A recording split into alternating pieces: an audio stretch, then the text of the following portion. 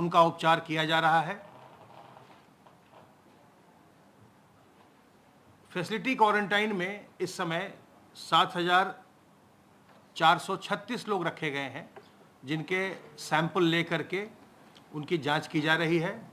Facility quarantine में हम जो पॉजिटिव केसेस आते हैं उनके कॉन्टैक्ट्स को और जो कंटेनमेंट एक्सरसाइज में जो हम एक्टिव सर्वेलेंस करते हैं उसमें जो लक्षणात्मक लोग पाए जाते हैं उनको, वैसे लोगों को लाते हैं, फिर उनकी जांच करवाते हैं। जांच करवाने के पश्चात अगर वो संक्रमित पाए जाते हैं तो उन्हें हम L1, L2, L3 के विभिन्न चिकित्सालयों में उनकी स्थिति के हिसाब से भर्ती कर उनका इलाज करते हैं, अन्यथा उन्हें समय अवधि पूरी होने पर उनको वापस घर भेज देते हैं। कल प्रदेश में 13,388 सैंपल्स की जांच की गई और अब तक प्रदेश में 4,66,081 सैंपल्स की जांच की जा चुकी है। पूल सैंपलिंग के अंतर्गत 5-5 सैंपल के 1,237 पूल लगाए गए, जिसमें से 201 में पॉजिटिविटी देखी गई और 10-10 सैंपल के 98 पूल लगाए गए, जिनमें 20 में पॉजिटिविटी देखी गई। आरोग्य सेतु ऐप का लगातार उपयोग प्रदेश के द्वारा किया जा रहा है और इस क्रम में अब तक हम अपने स्टेट के मुख्यालय से, हेडक्वार्टर से 81,339 लोगों को फ़ोन कॉल्स कर चुके हैं, जिन्हें आरोग्य सेतु ऐप से अलर्ट जनरेट हुआ है। बाकी लोग जिन्हें अलर्ट जनरेट हुए हैं उनको फ़ोन करने का कार्य लगातार चल रहा है। जिनको अलर्ट जनरेट होता है उनको हम जनपदों के साथ भी वो सूचना शेयर करते हैं ताकि वो जनपदों से भी इनसे कांटेक्ट कर सकें। इसके अतिरिक्त हम हेडक्वार्टर से भी लगातार ये काम करते रहते हैं। आशा वर्कर्स निरंतर जो प्रवासी कामगार गाँव में लौटे हैं, और आप जानते हैं कि उत्तर प्रदेश में बहुत बड़ी संख्या में प्रवासी कामगार लौटे हैं।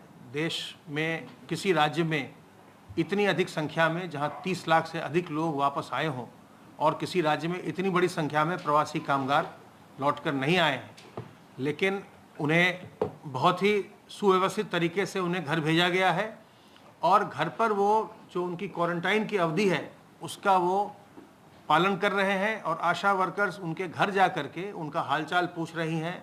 अगर किसी में लक्षण दिखाई पड़ रहे हैं उसकी सूचना वो उपलब्ध करा रही हैं और उस सूचना के आधार पर लोगों की जांच करवाई जा रही है और अगर किसी में संक्रमण पाया जा रहा है तो उन्हें अस्पतालों में भर्ती करके उनकी चिकित्सा का समुचित प्रबंध किया जा रहा है।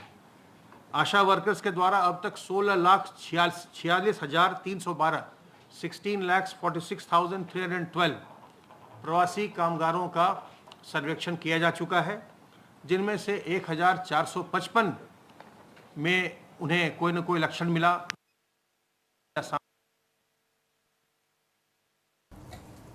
पाई गई है।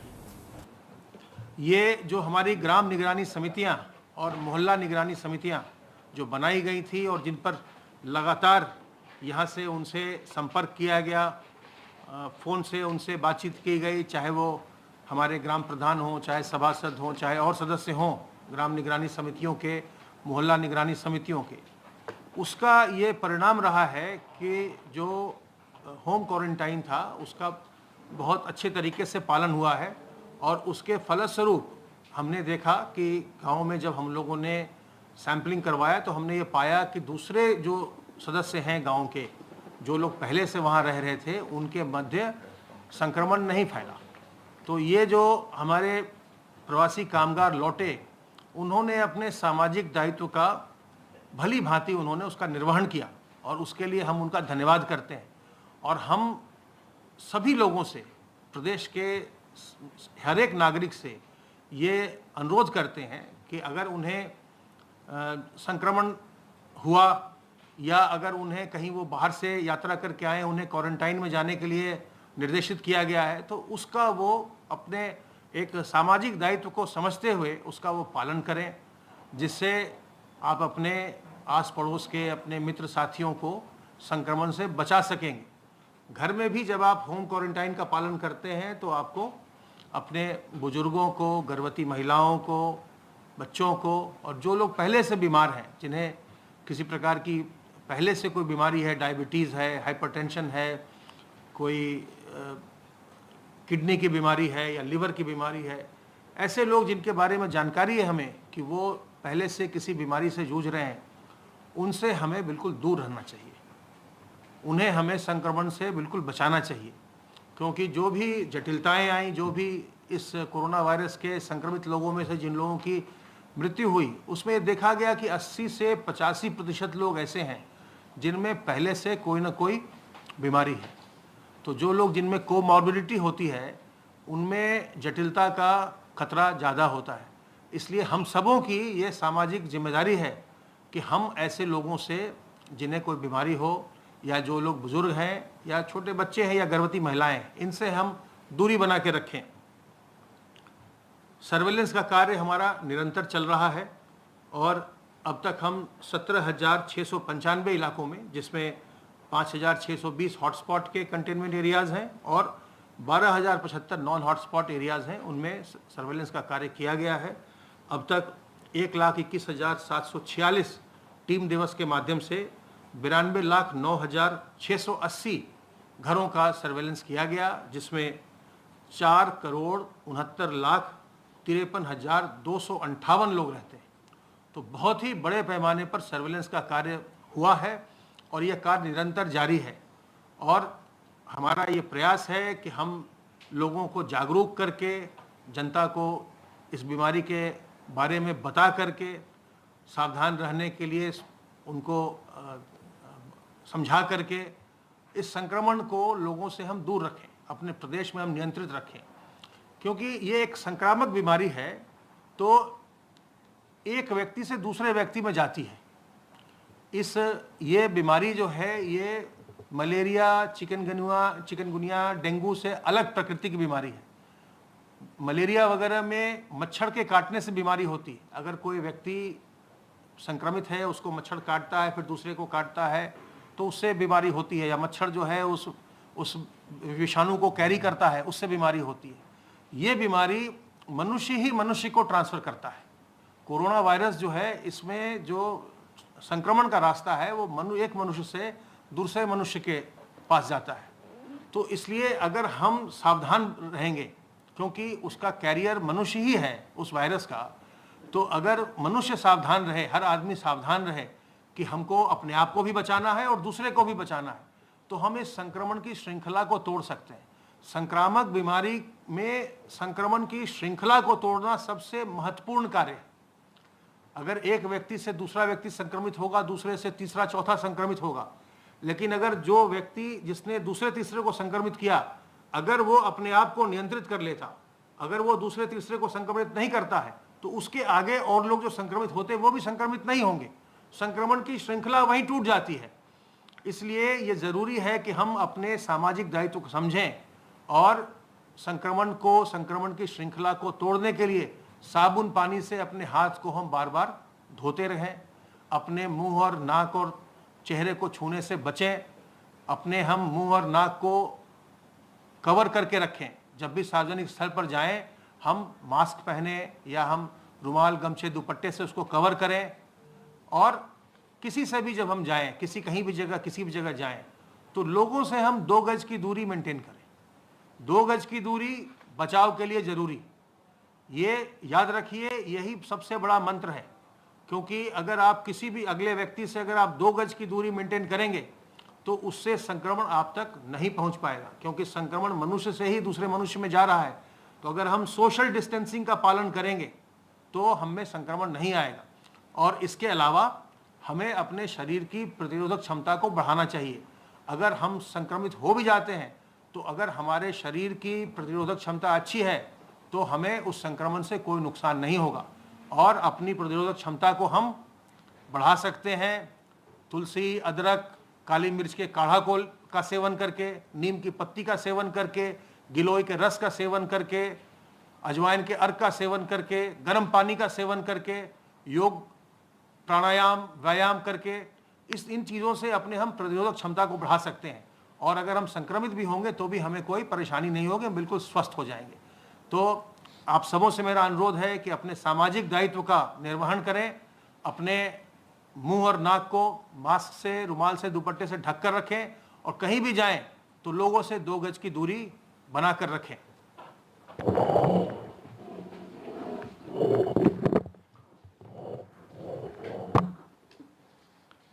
माननीय मुख्यमंत्री जी ने आज टीम 11 की बैठक लोक भवन में ली। माननीय मुख्यमंत्री जी ने बहुत स्पष्ट ये कहा है कि जहां लॉकडाउन का पालन लोगों ने किया, वहां अनलॉक का मतलब भी अनुशासन है। अनलॉक भी इस शर्त पर है कि सोशल डिस्टेंसिंग मेंटेन किया जाएगा। अनलॉक भी इस शर्त पर है कि मास्क पहना जाएगा। अनलॉक भी इस शर्त पर है कि भीड़ भाड़ नहीं की जाएगी। अनलॉक भी इस शर्त पर है कि कहीं कोई व्यक्ति थूकेगा नहीं। अनलॉक भी इस शर्त पर है कि जो निर्धारित क्षमता है वाहन में उससे अधिक नहीं बैठेंगे। अनलॉक भी इस शर्त पर है कि रात के 9 बजे से सुबह 5 बजे तक जो है कर्फ्यू जो है उसका पूरा पालन होगा और लोग उस समय बाहर नहीं निकलेंगे। इस कड़ी में उन्होंने ये आदेश दिया है कि ये जो पूर्ण अनुशासन बनाया जाना है ये बहुत आवश्यक है। कल ही सभी जनपदों की समीक्षा की गई और सभी जनपदों को निर्देश दिए गए कि जहां पे मास्क लगाने के कार्य में अगर ये पाया जाता है कि कम कार्रवाई की गई है या नगण्य कार्रवाई की गई है, तो उन जनपदों के जिलाधिकारी और पुलिस अधीक्षक से निर्देश दिए गए हैं कि प्रचुर मात्रा में ऐसे लोगों पर कार्रवाई अवश्य करें जो मास्क नहीं पहन रहे हैं, जो सोशल डिस्टेंसिंग नहीं मेंटेन कर रहे हैं, जो किसी कार्यालय या किसी बाजार क्षेत्र में जहां भी है भीड़ इकट्ठा कर दे रहे हैं। तो ऐसे कार्यों पर किसी तरह से भी कोई भी टॉलरेंस नहीं होगा। ये निर्देश मुख्यमंत्री जी ने दिए हैं।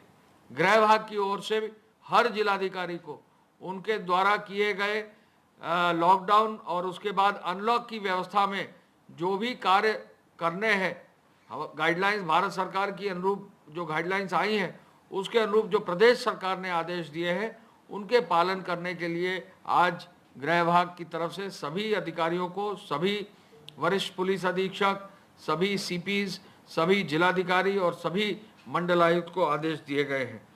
कल माननीय मुख्यमंत्री जी ने एक उच्च स्तरीय बैठक की, जिस उच्च स्तरीय बैठक में जो 11 हमारे सेंसिटिव जिले हैं, जो 11 ऐसे जिले हैं जहां पर विशेष रूप से ध्यान आकर्षण की आवश्यकता है, उनके सभी जो नोडल अधिकारी हैं, सीनियर प्रमुख सचिव और सचिव स्तर के अधिकारी हैं, सीनियर एडिशनल डायरेक्टर्स और जॉइंट डायरेक्टर स्तर के मेडिकल डिपार्टमेंट के अधिकारी, उनकी बैठक की है।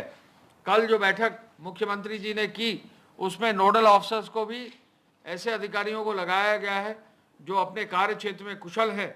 उसमें गौतम बुद्ध नगर में श्री नरेंद्र भूषण सीओ ग्रेटर नोएडा, गौतम बुद्ध नगर में हेल्थ डिपार्टमेंट की ओर से डॉक्टर जिलेदार रावत आचार्य पीडियाट्रिक सर्जरी केजीएमयू, मेरठ में श्री पी गुरु प्रसाद आयुक्त आबकारी, उनके साथ हेल्थ से डॉक्टर शरद चंद्रा आचार्य कार्डियोलॉजी केजीएमयू, गाजियाबाद में डॉक्टर सेंथिल पांडियन जो प्रबंध निदेशक हैं विद्युत उत्पादन निगम के और पारेषण निगम के, उनके साथ डॉक्टर अनिल चंद्रा आचार्य न्यूरोलॉजी केजीएमयू, आगरा के लिए श्री एम देवराज सचिव ऊर्जा, उनके साथ डॉक्टर राहुल जनक सिन्हा अपर आचार्य यूरोलॉजी केजीएमयू, फिरोजाबाद में श्री रंजन कुमार सचिव पीडब्ल्यूडी, उनके साथ डॉक्टर अजय सिंह आचार्य ऑर्थोपेडिक्स केजीएमयू, कानपुर नगर से श्री अनिल गर्ग सीओ यूपीसीडा और उनके साथ डॉक्टर अभिजीत चंद्रा आचार्य सर्जिकल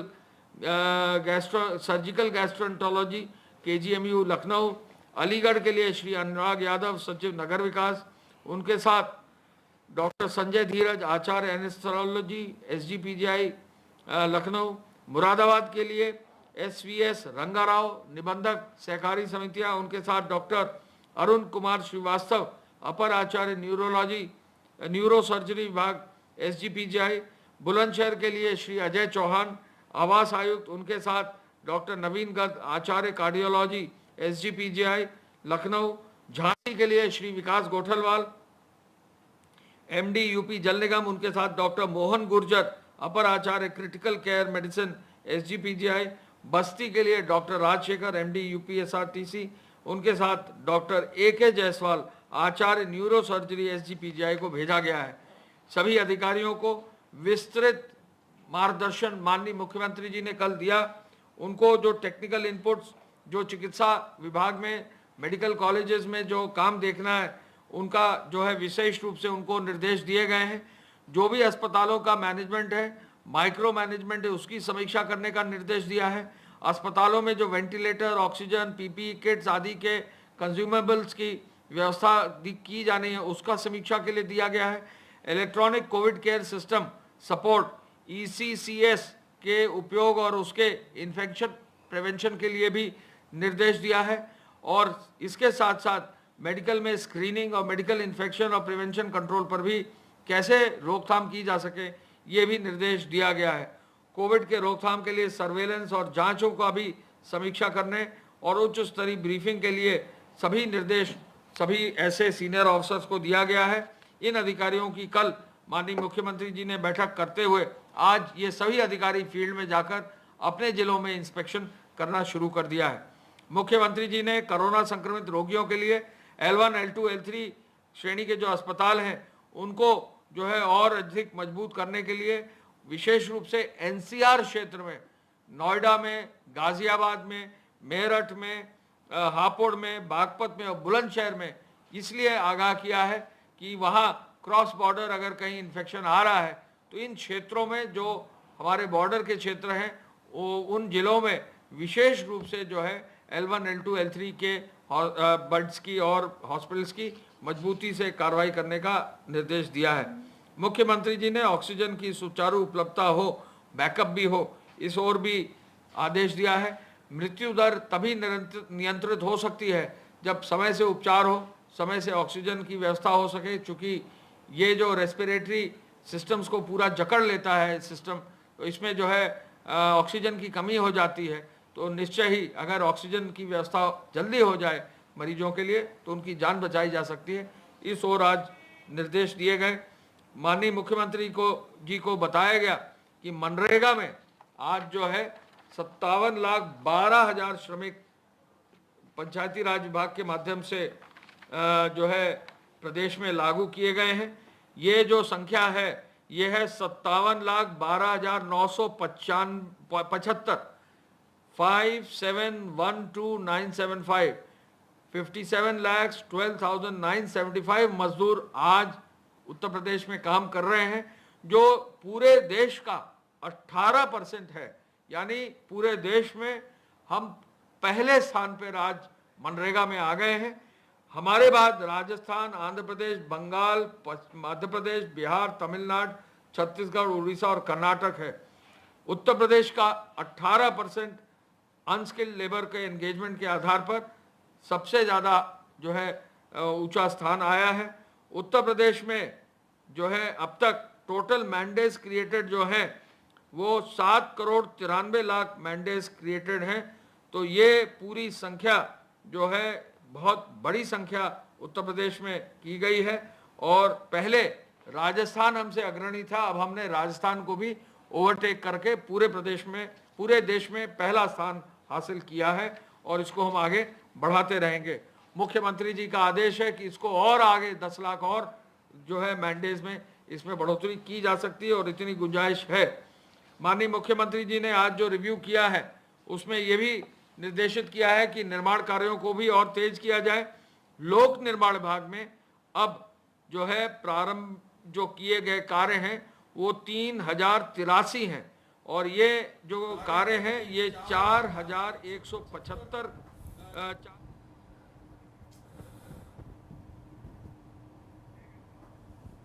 तो उत्तर प्रदेश में अब रिकवरी रेट 61% को पार कर चुका है और मनरेगा के मामले में उत्तर प्रदेश इस वक्त BSO नंबर 1 हो चुका है।